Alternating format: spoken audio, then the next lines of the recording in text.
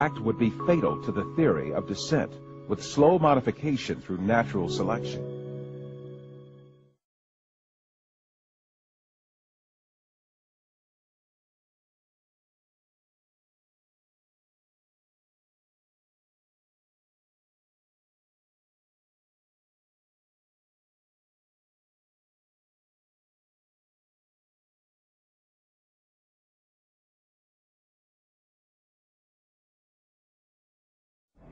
Despite all these facts, these skulls are still presented to the public through the media and in some evolutionist textbooks as if they were scientific facts. In many countries, an important part of the society supposes that evolution is a proven fact. A great deal of this so-called evidence of evolution, much of which has been dismissed by evolutionists themselves, is still presented to school children in their textbooks, where they are depicted as the ancestors of man.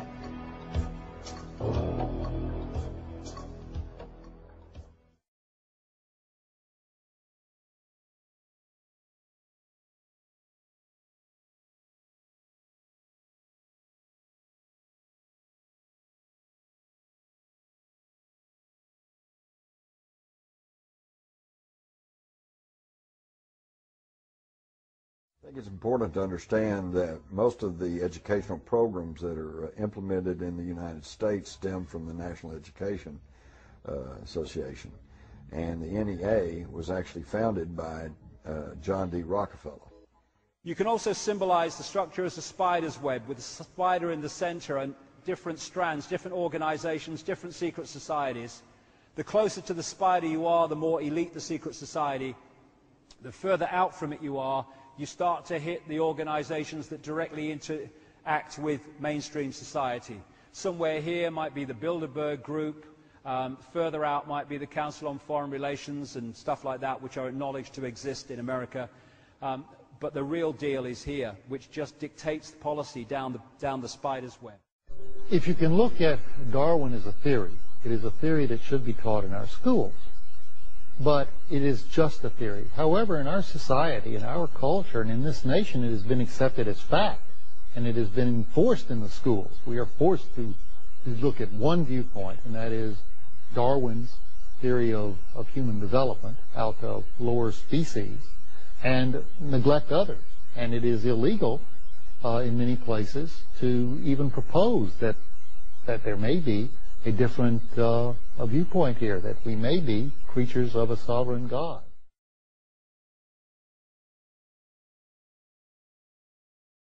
It is now Darwin's theory of evolution that is protected by law, with all other views being excluded. Naturalistic evolution has been enshrined in the nation's public schools as the only acceptable theory of human origins. It is protected by the courts to such a degree that one judge ruled that a school district in Dover, Pennsylvania could not even inform students that there were scientific challenges to evolution or direct them to critiques of the theory.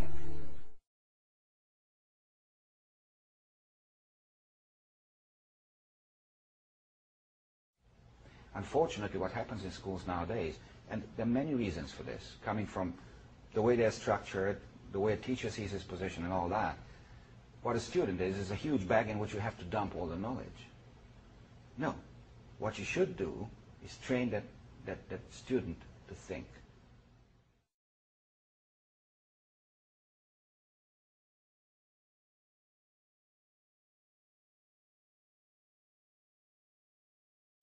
They don't want a population of citizens capable of critical thinking. They don't want well-informed, well-educated people capable of critical thinking. They're not interested in that. That doesn't help them.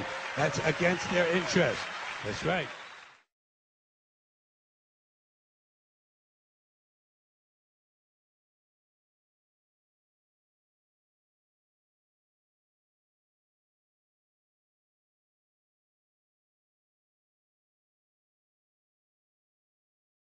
If you sat around a table and you said, right, what we need to do is we need to find some way of getting young people to see the world the way we want them to see it, so that by the time they become adults, they are completely following the reality we want them to believe in. Someone might say, well, they might not have it like, but you know the ideal thing?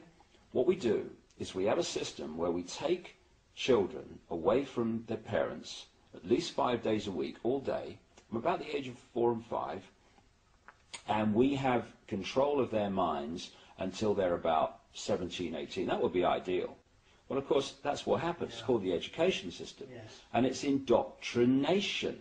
And John D. Rockefeller, I think, voiced the beliefs of this ruling elite that wants to try to homogenize our education system when he was quoted as saying, I don't want a nation of thinkers, I want a nation of workers.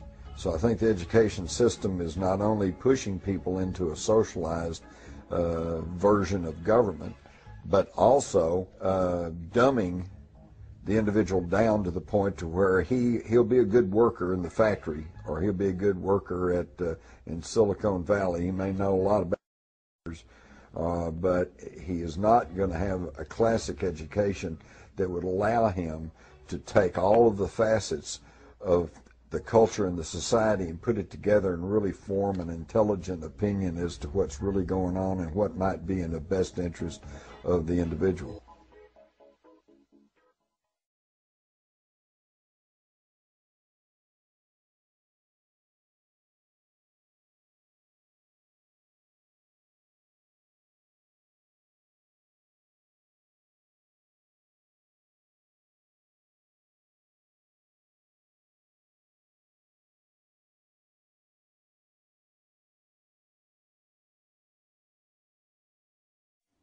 The brain is two halves of the brain.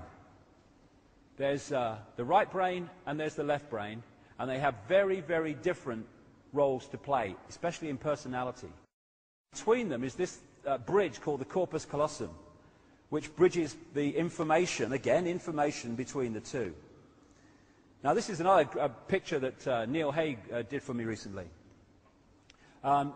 Symbolically looking at what the right brain and the left brain do. The right brain is out there. It's creativity. It's inspiration. It's the maverick. It's the connection to all that is. It's the greater awareness. And the left brain is about structure. It sees things in parts, not as wholes.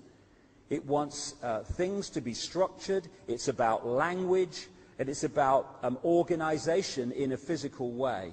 It's about being what we call, though often that's not what it is, rational thinking. And both sides of the brain are necessary.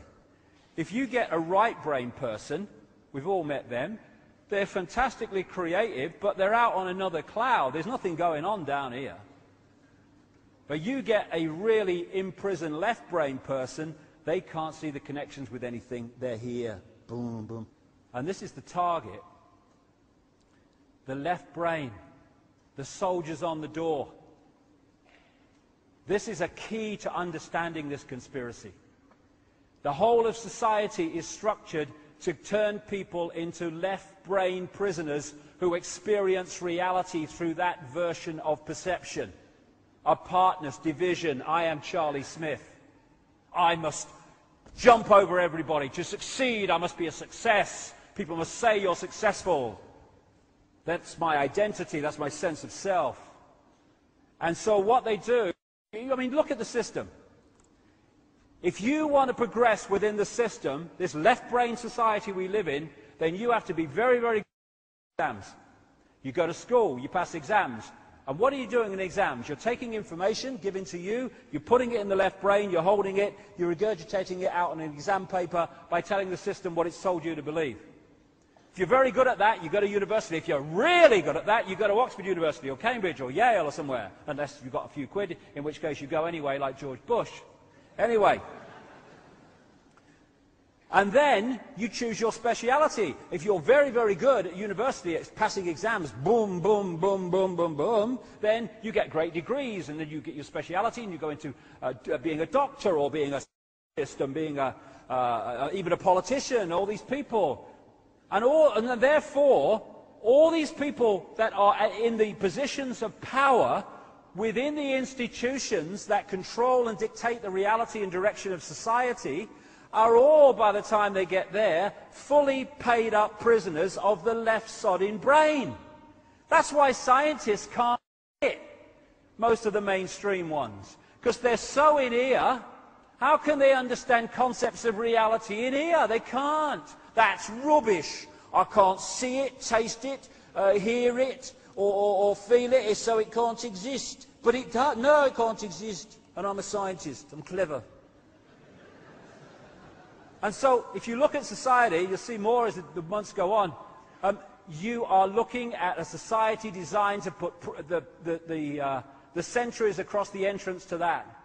We become prisoners, and that prison is the prison of the left brain. That's what it is, essentially.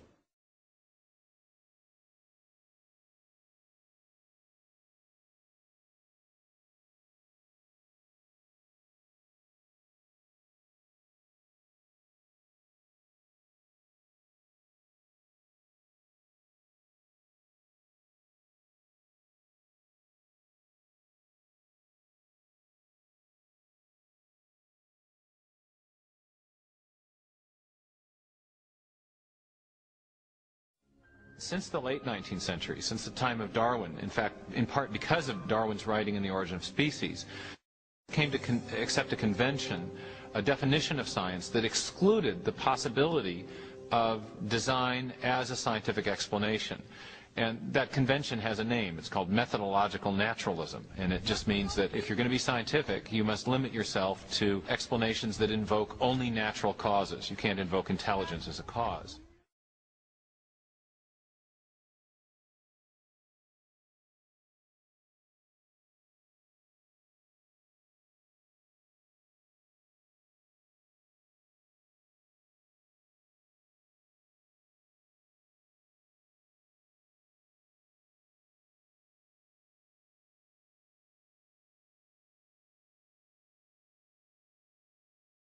When we look at the current evidence, the evidence that keeps coming out in the media, we have to ask ourselves, is there an agenda behind it? And you have to realize these paleoanthropologists, if they're not making finds, they don't get research grants, they don't get their name in the paper, they don't get to publish. Nowadays in science it's publish or perish, and they have to have something, and when you're desperate, you've got to come up with something.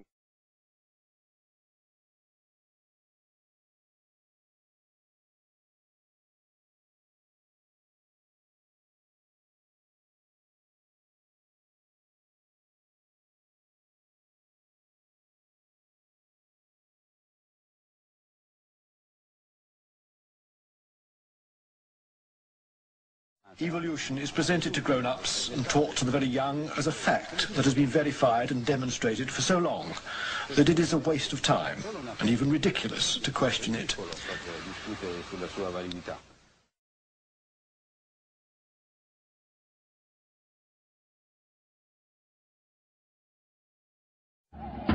The only defense left to evolutionists against all these scientific facts is just one thing: propaganda.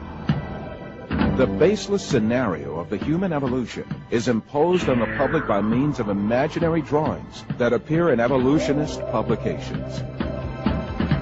In these drawings, creatures with hairy bodies and simian features are decked out with overtones of human-like motifs. The given impression is that these half-man, half-ape transitional forms did live once.